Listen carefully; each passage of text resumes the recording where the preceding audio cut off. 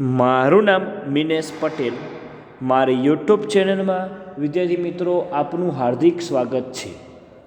વિદ્યાર્થી મિત્રો, આજે આપણે ધોરણ 10 વિષય વિજ્ઞાન ચેપ્ટર નંબર 13ના એક છેલ્લા ટૉપિકની ચર્ચા કરીશું કે વિદ્યુત જનરેટર એટલે શું. તો વિદ્યુત જનરેટર એ એવું સાધન છે કે જેનો ઉપયોગ યાંત્રિક ઉર્જાનું વિદ્યુત ઉર્જામાં રૂપાંતર કરવા માટે થાય છે. અને અગાઉ આપણે વિદ્યુત ચુંબકીય પ્રેરણની ઘટના જોઈ, એની અંદર આપણે વિદ્યુત મોટર જોયું કે તેમાંથી આપણે નાના મૂલ્યનો વિદ્યુત પ્રવાહ આપણે ઉત્પન્ન કરી શકતા હતા. હવે આ સિદ્ધાંતનો ઉપયોગ આપણે ઘર તેમજ ઉદ્યોગોમાં વપરાતા મોટા મૂલ્યના વિદ્યુત પ્રવાહ ઉત્પન્ન કરવા માટે કરવામાં આવે છે. શું થયું? આ સિદ્ધાંતનો ઉપયોગ ઘર અને ઉદ્યોગોમાં વપરાતા મોટા મૂલ્યના જે વિદ્યુત પ્રવાહ હોય એની અંદર આપણે વિદ્યુત જનરેટર વાપરીએ છીએ. એટલે કે ધારો કે ઉદ્યોગો હોય, પાર્ટી પ્લોટ હોય, કોઈ મોટું ફંક્શન હોય તો તેની અંદર આપણે વિદ્યુત જનરેટરનો ઉપયોગ કરીએ છીએ. એટલે કે મોટા મૂલ્યના જો વિદ્યુત પ્રવાહ ઉત્પન્ન કરવા હોય તો વિદ્યુત જનરેટરનો ઉપયોગ કરવામાં આવે છે. વિદ્યુત જનરેટરમાં વિદ્યુત ઉત્પન્ન કરવા માટે વાહકને ચુંબકીય ક્ષેત્રમાં પરિભ્રમણ કરાવવા યાંત્રિક ઉર્જા વપરાય છે. શું વપરાય છે? વિદ્યુત જનરેટરમાં વિદ્યુત ઉત્પન્ન કરવા માટે વાહકને ચુંબકીય ક્ષેત્રમાં જો પરિભ્રમણ કરવું હોય તો એ પરિભ્રમણ કરાવવા માટે યાંત્રિક ઉર્જા વપરાય છે. તો વિદ્યુત જનરેટર એટલે કે એસી જનરેટર કે જે એસીનું ડીસીમાં રૂપાંતર કરે છે, તેની રચના અને કાર્ય પદ્ધતિનું આપણે વર્ણન કરીએ. તો વિદ્યુત જનરેટર સૌથી પહેલાં તો એક એવું સાધન છે કે જેનો આપણે સિદ્ધાંત લખવાનો કે જેનું યાંત્રિક ઉર્જાનું વિદ્યુત ઉર્જામાં રૂપાંતર કરી શકાય. અને તેનું કાર્ય કોના પર આધારિત છે? તો કે તેનું કાર્ય વિદ્યુત ચુંબકીય પ્રેરણ પર આધારિત છે. શેના પર આધારિત છે? વિદ્યુત ચુંબકીય પ્રેરણ પર આધારિત છે. તો આપણે જોઈએ એની રચના કે શું છે એની રચનામાં. તો કે આ વિદ્યુત જનરેટર છે. તો આકૃતિમાં દર્શાવ્યા પ્રમાણે એસી જનરેટરની રચના દર્શાવી છે. અને તે કાયમી ચુંબકના બે છેડા એન અને એસ વચ્ચે મૂકેલ લંબચોરસ ગૂંચળા એબીસીડીથી રચાયેલ છે. એસી જનરેટરની રચના કાયમી ચુંબકના બે ધ્રુવો વચ્ચે મૂકેલ લંબચોરસ ગૂંચળા એબીસીડીથી રચાયેલ છે. હવે ગૂંચળાના બે છેડા રિંગ R1 અને R2 સાથે જોડવામાં આવે છે. ગૂંચળાના બે છેડા છે એ શેમાં જોડવામાં આવે છે? રિંગ R1 અને R2 સાથે. હવે રિંગની અંદરની બાજુ શું કરેલી હોય છે? અવાહક કરેલી હોય છે. અંદરની બાજુ શું કરેલી છે? અવાહક કરેલી હોય. તો બે સ્થિર વાહક બ્રશ B1 અને B2, બે સ્થિર વાહક બ્રશ B1 અને B2 ને બંને રિંગ R1 અને R2 સાથે દબાણથી શું કરવામાં આવે છે? સંપર્કમાં આપણે રાખવામાં આવે છે. તો બંને રિંગ હોય ને, ધારો કે R1 અને R2 એ બંને રિંગ છે, તો બંને રિંગ R1 અને R2 ને આંતરિક રીતે એક ધરી સાથે એટલે કે એક્સલ સાથે શું કરવામાં આવે છે? તેને આપણે જોડેલી હોય છે. તો આ ધરીને બહારથી યાંત્રિક રીતે પરિભ્રમણ કરાવવાથી ગૂંચળું ચુંબકીય ક્ષેત્રમાં શું કરે છે? પરિભ્રમણ કરે છે. યસ, એટલે કે ગૂંચળું ચુંબકીય ક્ષેત્રમાં પરિભ્રમણ કરો તો શું કરી શકાય? તો બંને બ્રશના જે છેડાઓ છે, બ્રશ B1 અને આ B2ના છેડાઓ, એને આપણે ગેલ્વેનોમીટર સાથે શ્રેણીમાં જોડવામાં આવે છે કે જે બાહ્ય પરિપથની અંદર વહેતો વિદ્યુત પ્રવાહ દર્શાવે છે.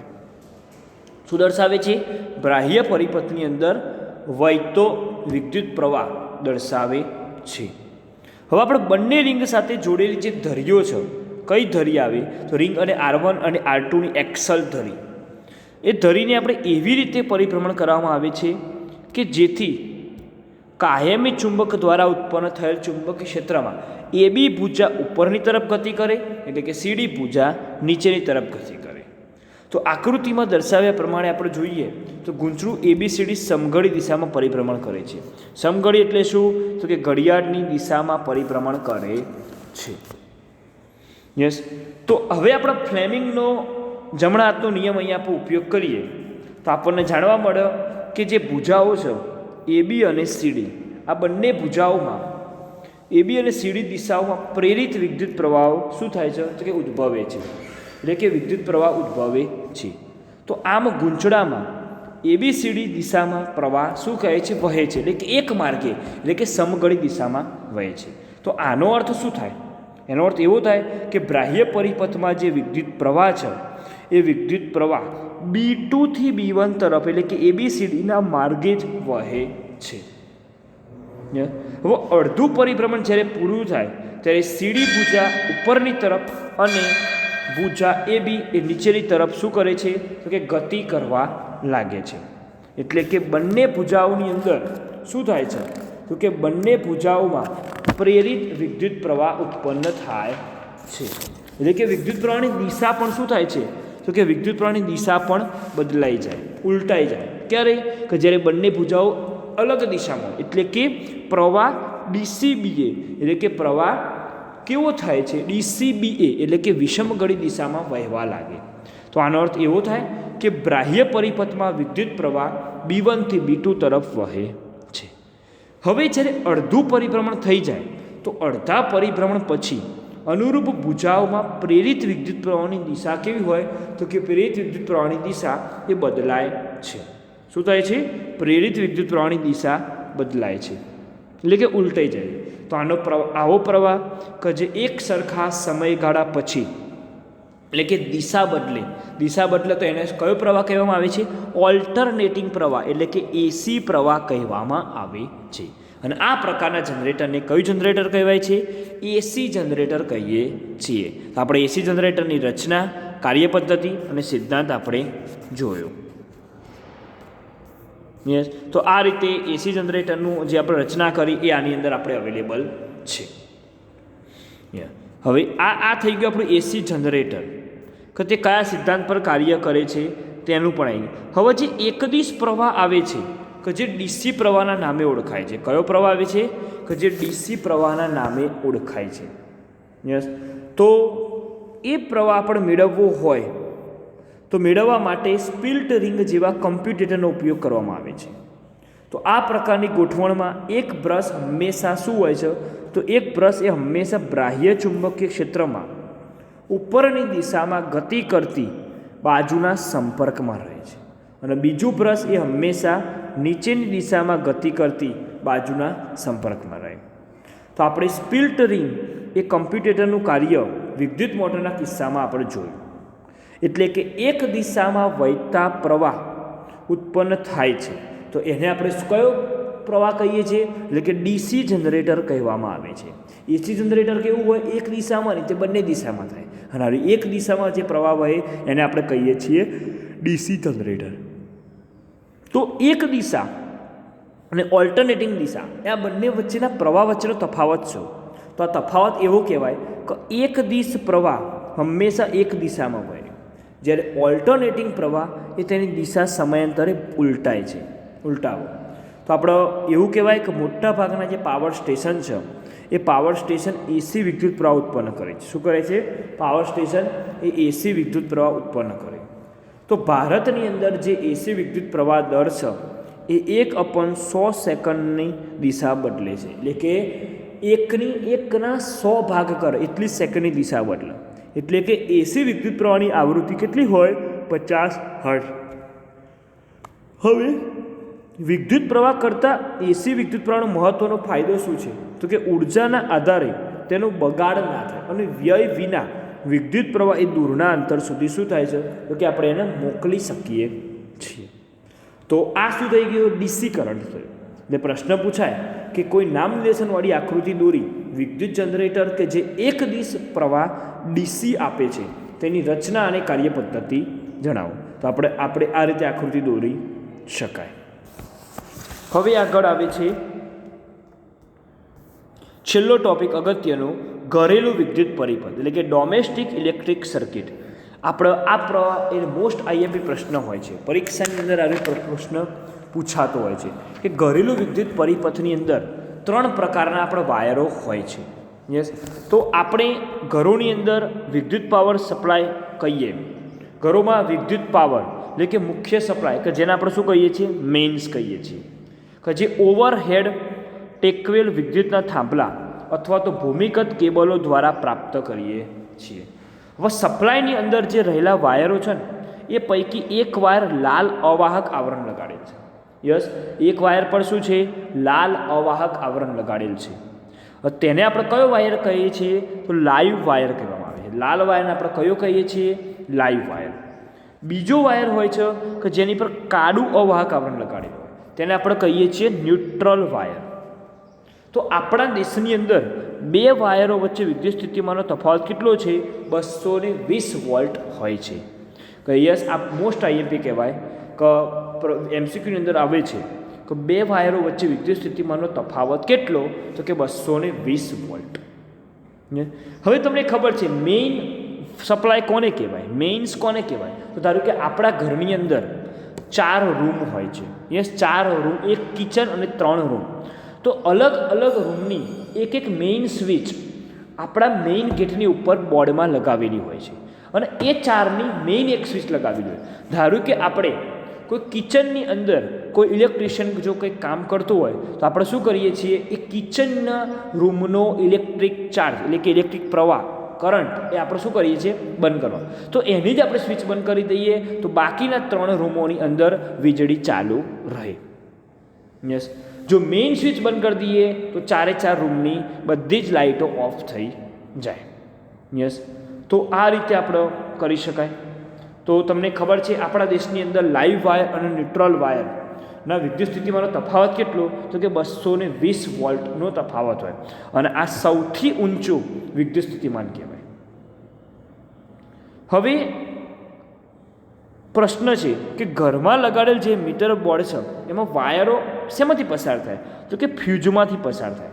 શેમાંથી પસાર થાય છે, તો તે ફ્યુઝમાંથી પસાર થાય છે.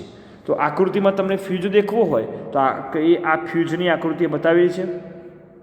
યસ, કે જે ફ્યુઝમાંથી લાઈવ વાયર લાલ વાયર, ન્યુટ્રલ એટલે બ્લેક વાયર, અને અર્થિંગ વાયર લીલો વાયર, એમાંથી 2 વાયર એટલે કે લાઈવ અને ન્યુટ્રલ વાયર એ ફ્યુઝમાંથી પસાર થાય છે. અને ફ્યુઝમાંથી વિદ્યુત મોટર દ્વારા અલગ અલગ સપ્લાય સ્વરૂપે પ્રાપ્ત થાય. હવે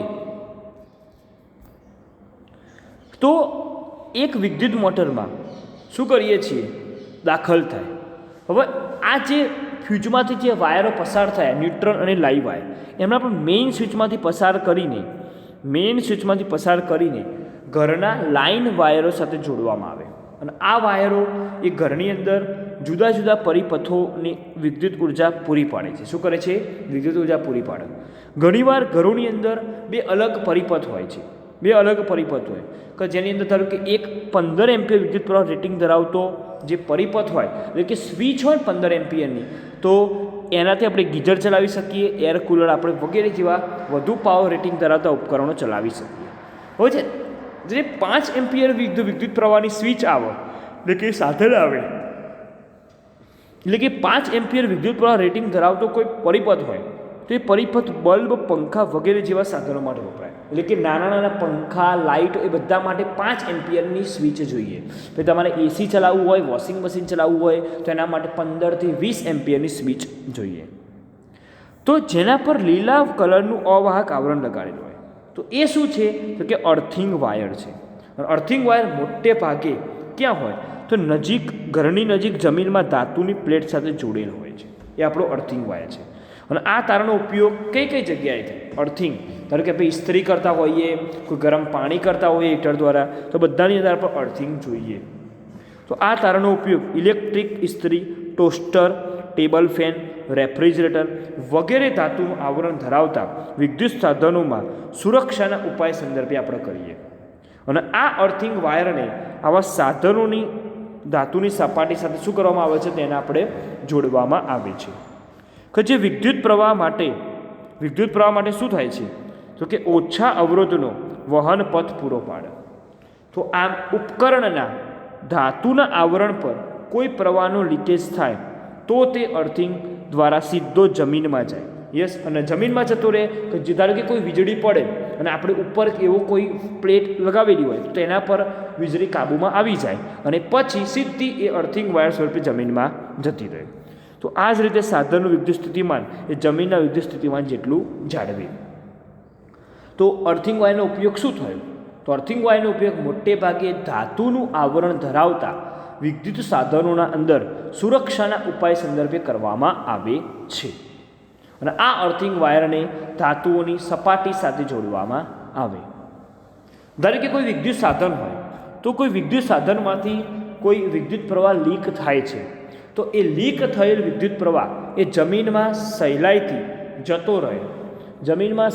જતો રહે એટલા માટે અર્થિંગ વાયર તે શું કરે છે? તે પ્રવાહને નીચા વિદ્યુત અવરોધવાળો વહન પથ પૂરો પાડે છે અને તેથી તે વિદ્યુત સાધન વાપરનારને વિદ્યુત શોકથી શું કરે છે? તો કે રક્ષણ મળે છે.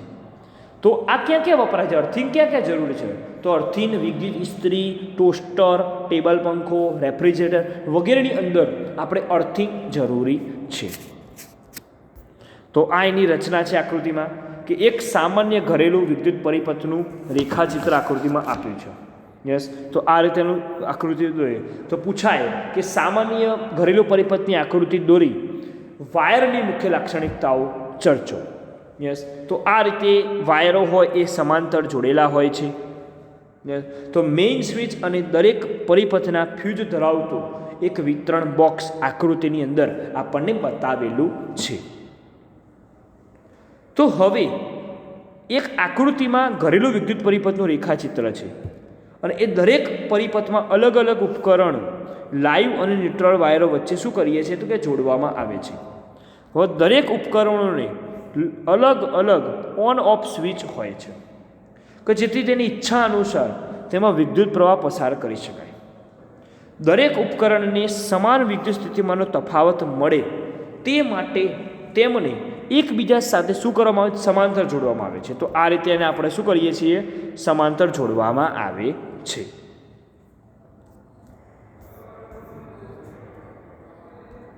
તો હવે ફ્યુઝ પર ટૂંકનોટ લખવાની કે તો ફ્યુઝ શું છે? તો એક ફ્યુઝ એક અગત્યનું મહત્વપૂર્ણ ઘટક છે. ફ્યુઝનો સિદ્ધાંત શું, કાર્ય પદ્ધતિ શું, આગળ અગાઉના ચેપ્ટરમાં શીખ્યા છીએ. તો વિદ્યુત પરિપથની અંદર જે લગાડેલ ફ્યુઝ હોય એ ફ્યુઝ દ્વારા પરિપથ તથા ઉપકરણને ઓવરલેડિંગથી થતાં નુકસાનથી શું કરી શકાય? બચાવી શકાય. જ્યારે લાઈવ વાયર અને ન્યુટ્રલ વાયર બંને એકબીજા સાથે સીધા સંપર્કમાં આવે ત્યારે ઓવરલોડિંગ થઈ શકે છે. અને આ ત્યારે બને કે જ્યારે બંને વાયર એકબીજા સાથે સીધા સંપર્કમાં આવે, એટલે કે લાઈવ અને ન્યુટ્રલ વાયર. જ્યારે બંને વાયરો પરનું અવાહક આવરણ નુકસાન પામેલ હોય, એટલે કે સાધનમાં કોઈ જો ક્ષતિ હોય, તો આવી પરિસ્થિતિમાં કોઈ પરિપથમાં વિદ્યુત પ્રવાહ અચાનક ખૂબ જ વધી જાય. શું થાય છે? વિદ્યુત પ્રવાહ અચાનક વધશે, જેને આપણે શું કહીએ છીએ? શોર્ટ સર્કિટ કહે છે. તો વિદ્યુત ફ્યુઝનો ઉપયોગ એ વિદ્યુત પરિપથ તથા વિદ્યુત ઉપકરણમાં વહેતા અનિચ્છનીય ઉચ્ચ વિદ્યુત પ્રવાહને અટકાવી નુકસાનથી બચાવી શકાય છે. એટલે કે તેના દ્વારા ફ્યુઝની અંદર ઉત્પન્ન થતી જૂલ ઉષ્મા એ ફ્યુઝને શું કરે છે? ઓગાળી નાખે છે, કે જેથી કરીને વિદ્યુત પરિપથ શું થઈ જાય? તૂટી જાય. હવે કોઈ સપ્લાય વોલ્ટેજ હોય તો સપ્લાય વોલ્ટેજની અંદર અચાનક જો વધારો થાય તો વધારાને કારણે પણ ક્યારેક ઓવરલોડિંગ પણ થઈ શકે છે. ક્યારેક એક જ સોકેટમાં વધારે વિદ્યુત ઉપકરણો જોડવાથી ઓવરલોડિંગ પણ થાય છે. શું થાય છે? ઓવરલોડિંગ પણ થાય છે. તો ઓવરલોડિંગ ક્યારે થાય? શોર્ટ સર્કિટ ક્યારે થાય? કે જ્યારે બે વાયરો એકબીજા સાથે જોડાણ એક ઉપરા ઉપરી આવી જાય તો શું થઈ જાય છે? ઓવરલોડિંગ થાય. તો ફ્યુઝ એટલે શું? તો ફ્યુઝને આમાં હંમેશા લાઈવ વાયર સાથે શ્રેણીમાં જોડવામાં આવે છે. શું કરવામાં આવે છે? ફ્યુઝને હંમેશા લાઈવ વાયર સાથે શ્રેણીમાં જોડવામાં આવે. લાઈવ વાયર એટલે કે લાલ કલરના વાયર સાથે. ફ્યુઝને હંમેશા પરિપથની શરૂઆતમાં જોડતો છો. આકૃતિમાં પરિપથમાં શરૂઆતમાં જોડવામાં આવે છે. ફ્યુઝ વાયર જેમ જાડો તેમ તેની વિદ્યુત પ્રવાહ વહેવાની ક્ષમતા કેવી હોય? વધુ હોય છે. તેમ તેની વિદ્યુત પ્રવાહ વહેવડાવવાની ક્ષમતા પણ કેવી હોય? બહુ જ વધુ હોય છે. એટલે કે જો વિદ્યુત પ્રવાહ મહત્તમ વિદ્યુત પ્રવાહ હોય તો એ પરિપથ ખમી શકે છે, પણ ઓછો વિદ્યુત પ્રવાહ હોય તો એના માટે ફ્યુઝ હોવો જરૂરી છે. તો એના પછી શોર્ટ સર્કિટ કેવી રીતે થાય? કે જો લાઈવ અને ન્યુટ્રલ વાયરનું પ્લાસ્ટિક આવરણ જો તૂટી જાય તો ત્યારે બે વાયર કાં તો સીધી રીતે અથવા તો કોઈ વાહક દ્વારા સંપર્કમાં આવે, એટલે કે લાઈવ અને ન્યુટ્રલ વાયરનો એકબીજા સાથે શું થઈ જાય છે, લાઈવ અને ન્યુટ્રલ વાયર એકબીજા સાથે સંપર્કમાં આવવું એટલે આપણે શોર્ટ સર્કિટ કહીએ છીએ. પછી આપણે ઓવરલોડિંગ જોયું, તો ઓવરલોડિંગનું કાર્ય શું, તો ઘરેલું જે વાયરિંગ પરિપથ હોય એમાં અમુક સમયે વહેતો વિદ્યુત પ્રવાહ એ વપરાતા વિદ્યુત સાધનોના પાવર રેટિંગ પર આધાર રાખે છે. કોના પર આધાર રાખે છે? પાવર રેટિંગ પર આધારિત હોય છે. જો ઉચ્ચ પાવર રેટિંગવાળા ઘણા બધા વિદ્યુત સાધનો જેમ કે વિદ્યુત ઇસ્ત્રી, વોટર હીટર, એર કન્ડિશનર વગેરે એક સાથે જો ચાલુ કરવામાં આવે તો તે સાધનો એ પરિપથમાંથી ખૂબ જ મોટા પ્રમાણમાં શું કરે છે? વિદ્યુત પ્રવાહ ખેંચે છે. એટલે કે આપણે એને શું કહીએ છીએ? તો આપણે એને ઓવરલોડિંગ કહીએ છીએ. શું કહીએ છીએ? આપણે એને ઓવરલોડિંગ કહે છે. એટલે કે ઘરેલું વાયરિંગની અંદર તાંબુ અને એલ્યુમિનિયમના વાયર એ અતિ ઊંચા તાપમાને શું થાય છે? તો અતિ ઊંચા તાપમાને તે ગરમ થાય છે. શું થાય છે? અતિ ઊંચા તાપમાને ગરમ થાય. એટલે કે તેનાથી શું થાય છે? તો કે તેનાથી આગ પણ લાગી શકે છે. શું થાય છે? તો તેનાથી આપણે આગ પણ લાગી શકીએ. હવે પ્રશ્ન છે કે ઘરેલું વિદ્યુત પરિપથની અંદર ઓવરલોડિંગ માટે જવાબદાર 3 પરિબળો કયા? તો પહેલું તો કે ન્યુટ્રલ અને લાઈવ વાયર વચ્ચેનો સીધો સંપર્ક, એટલે કે આ લાઈવ અને ન્યુટ્રલ વાયરનો સીધો સંપર્ક. બીજું, જ્યારે પુરવઠો વોલ્ટેજનો જે પુરવઠો હોય એ વોલ્ટેજની અંદર અચાનક વધારો થઈ જાય.